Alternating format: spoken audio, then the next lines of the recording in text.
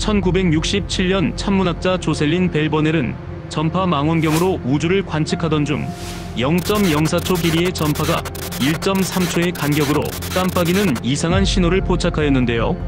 평상시 그가 관측하던 일반적인 별의 신호와는 비교할 수 없을 정도로 빠른 신호였으며, 당시의 천문학자들은 그 원인을 설명할 수 없어 외계인이 만들어낸 인공적인 신호라는 뜻으로 리틀 그린맨, 즉 작은 녹색 인간이라는 이름을 붙이게 되었습니다. 그 후 이렇게 특이한 신호의 발신지는 별 속의 양성자와 전자가 하나의 덩어리로 뭉쳐져 별 전체가 아예 거대한 중성자 덩어리가 된 중성자별이었다는 것이 밝혀졌습니다. 이 천체는 태양보다 거대했던 별이 상상을 초월할 정도의 높은 밀도로 응축되어 아주 작은 크기로 수축하면서 별의 회전 속도 또한 한 바퀴 자전에 1초도 안 걸릴 정도로 빨라지게 되는데요. 이로 인해 아주 강력한 자기장이 형성되고 그 축에서는 아주 강력한 에너지가 방출되는데, 이를 지구에서 보면 마치 등대의 불빛처럼 아주 짧은 간격으로 반복되는 펄스처럼 보이는데, 이런 별들을 펄스 신호를 내보내는 별이라는 뜻에서 펄사라고 부르고 있습니다. 그런데 이 펄사의 자전 속도는 각 펄사마다 각기 다른 회전 속도를 가지고 있어 이를 이용해 펄사를 구분하고 그 위치를 이정표로도 사용할 수가 있었습니다. 이런 이유로 태양계 밖 성간 우주에 진입한 유일한 우주선인 보이저호에 장착된 레코드판의 그림 메시지에도 펄사를 이용하여 우리 태양계의 위치를 표시하였는데요. 만약 성간을 여행 중인 보이저호가 외계인과 마주쳤을 때 그들이 우리의 위치를 쉽게 알 수 있도록 우주 공간 속 우리의 위치를 펄사로 표시한 것이었습니다. 그리고 또 천문학자들은 이런 펄사의 특징을 이용하여 우주 공간에서 정확한 위치를 측정하는 것뿐만 아니라 우리 우주 공간의 미세한 변화를 측정하는 시도를 하게 되었는데요. 펄사에서 나오는 전파도 빛의 일종으로 우주의 시공간을 따라 일정하게 빛의 속도로 이동하게 되는데, 만약 측정되는 펄사의 주기에 미세한 변화가 생긴다면 그것은 펄사와 지구 사이의 거리와 공간이 무언가에 의해 변했다는 것을 의미하기 때문입니다. 그래서 지금부터는 무엇이 이렇게 펄사의 파장에 변화를 주고 있는지, 그것이 어떻게 관측이 되는지, 그리고 그 관측이 지니는 또 다른 의미에 대해서도 알아보도록 하겠습니다. 1974년 테일러와 러셀 헐스는 펄사를 관측하던 중 펄사와 중성자별이 서로를 공전하는 쌍성계를 최초로 발견하였으며, 8년이 지난 1982년에 테일러와 조엘 M. 아이스버그가 다시 이 쌍성계를 관측하였을 때는 그들의 공전 궤도가 줄어들어 있음을 발견하였는데요. 그들은 그 원인으로 서로를 공전하는 쌍성계인 펄사와 중성자별은 서로의 중력에 의해 점점 가까워지며 그들의 질량 중 일부가 에너지로 변환되어 지속적으로 우주로 빠져나가는 에너지 손실이 발생하여 그들의 공전 궤도가 점점 줄어든다는 것을 확인하였습니다. 그리고 그들은 이렇게 쌍성계에서 방출되는 에너지의 정체는 중력파였으며, 어마어마한 에너지를 가진 펄사와 중성자별과 같은 쌍성계를 관측하면 이 중력파도 측정을 할 수 있다는 주장을 하였습니다. 그 후 약 30년이 지난 2015년 9월 14일 미국 루이지애나주 리빙스턴과 워싱턴주 햄포드에 위치한 두 곳의 간섭계 중력파 관측소 라이고에서 실제 중력파 신호인 GW150914를 검출하는 데 최초로 성공하였는데요. GW0914는 실제 검출된 최초의 중력파 신호로 펄사와 중성자별로 이루어진 쌍성계가 아닌 블랙홀과 블랙홀로 이루어진 쌍성계의 존재를 관측한 최초의 증거가 되었으며, 이 중력파 신호를 분석하여 두 블랙홀의 질량, 쌍성계까지 거리 등 여러 물리량을 최초로 정확하게 계산할 수 있었습니다. 그리고 이를 연구한 과학자들에 의하면 이번에 최초로 관측된 중력파는 13억 년 전 우주에 존재하던 태양 질량의 29배와 36배의 질량을 갖는 두 개의 블랙홀이 충돌하여 방출된 것이었으며, 이론으로만 예측되던 두 개의 블랙홀이 충돌과 하나의 블랙홀로 합병되는 과정에서 두 블랙홀이 충돌하기 직전 거의 0.2초의 짧은 시간 동안 35Hz에서 250Hz까지 약 8주기 동안 주파수와 진폭이 증가하였는데요. 이때의 태양 질량의 약 3배에 해당하는 막대한 질량이 에너지인 중력파 형태로 방출되었으며, 결과적으로는 태양 질량의 62배에 달하는 블랙홀이 또 하나 탄생하였습니다.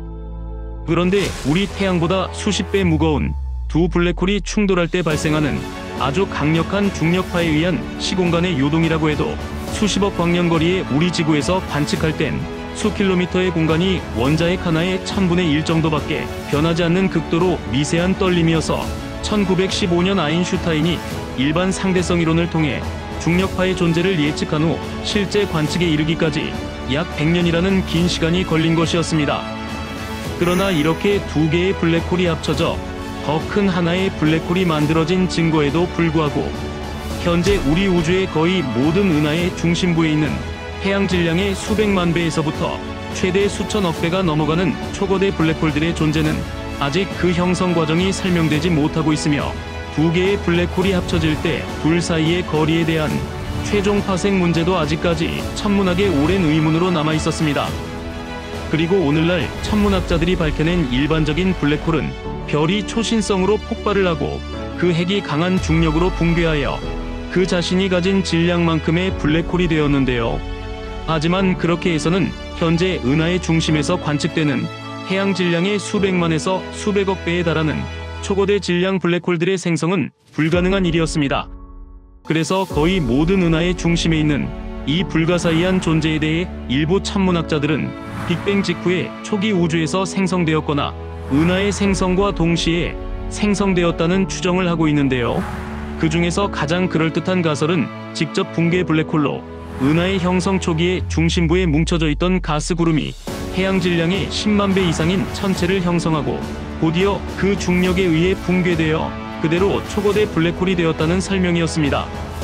그러나 이 방법으로는 해양 질량의 10만 배보다 더 큰 블랙홀은 설명이 불가능한데 중력파 관측에서처럼 은하들이 충돌할 때 초거대 블랙홀들이 합쳐져 더 큰 초거대 블랙홀이 되었다는 것이 가장 설득력이 있는 설명이었습니다.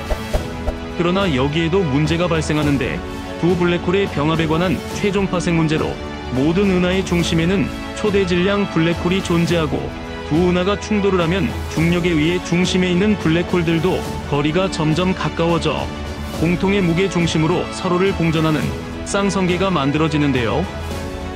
이렇게 형성된 초대 질량 블랙홀 쌍성계는 초기에 블랙홀의 공전과 주변 물질과의 충돌로 인해 움직이는 천체가 마찰에 의해 에너지가 손실되는 현상인 찬드라세카르 마찰에 의해 회전 에너지가 줄어들어 그들의 공전 궤도가 점점 가까워지게 됩니다.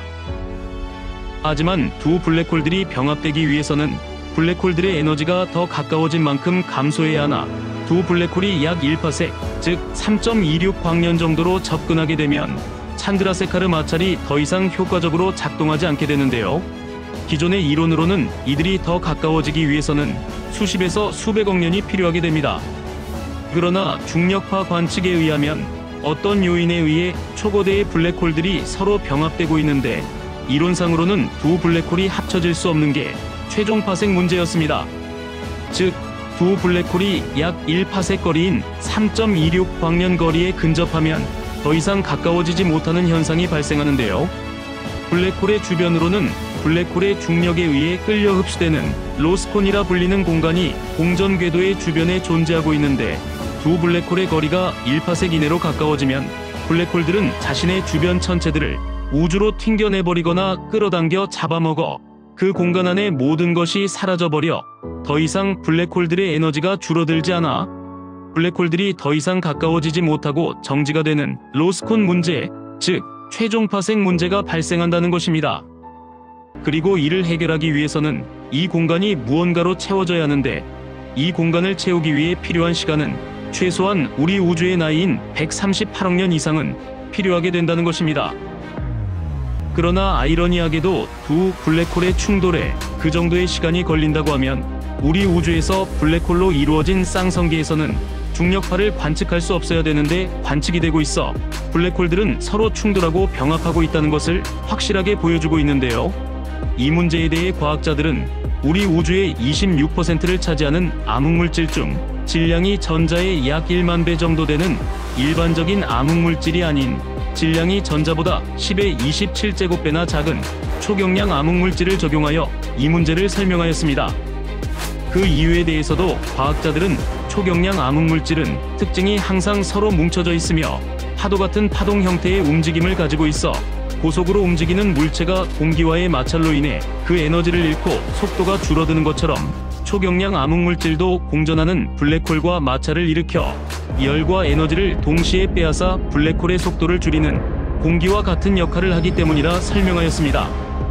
즉 쌍성계를 이루는 두 초거대 블랙홀은 그들의 공전 궤도에 있는 암흑물질 덩어리와 마찰을 일으키고, 그렇게 그 마찰로 인해 블랙홀의 에너지가 줄어들면 두 블랙홀의 공전 궤도도 점점 줄어들어 마침내 두 블랙홀이 하나로 합쳐져 더 큰 초거대의 블랙홀이 만들어진다는 것이었습니다.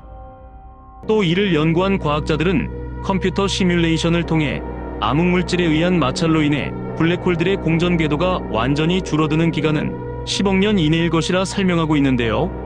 그들에 의하면 현재까지 우리 인류가 관측한 모든 중력파는 지금으로부터 약 10억 년 전쯤에 거리로는 6,580만 파섹 거리 정도에서 발생한 것이었습니다. 그리고 일부 과학자들은 최종 파생 문제에 대해 몇 가지 새로운 해결 방법을 제시하였는데요. 첫 번째는 거리가 멀어 관측은 되지 않으나 그들 주변에 존재하는 제3의 가스 구름이었으며, 두 번째로는 두 블랙홀로 이루어진 쌍성계 근처에서 접근하는 떠돌이별 같은 제3의 천체였으며, 마지막 세 번째는 가장 가능성이 높은 중력파 방출이었습니다.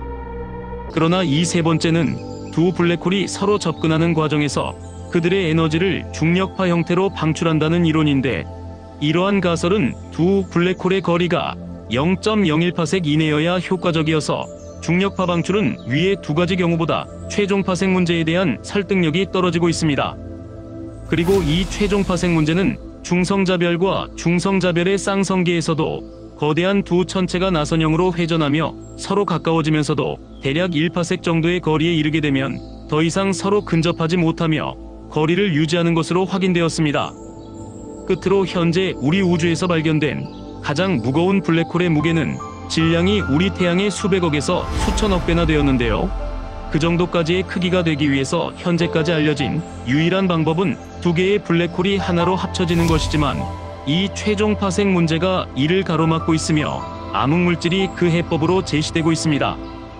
그러나 최종 파생 문제에도 불구하고 현재 관측되는 거의 모든 은하의 중심에는 비슷한 구조를 가진 초대 질량 블랙홀이 존재하여 아이러니가 되고 있습니다. 그리고 오늘날 우주에 대해 우리가 아는 거의 모든 것들은 전자기파 즉 빛의 관측에서 나온 것이었으며, 그것은 가시광선에서 전파 스펙트럼으로 확장이 되었는데요. 그렇게 해서 빛의 관측을 넘어 시공간의 변화를 관찰하는 중력파 천문학이 등장하게 되었으며, 이는 초대 질량 블랙홀의 존재에 대한 문제 해결의 실마리가 되고 있습니다. 긴 시간 시청 감사합니다.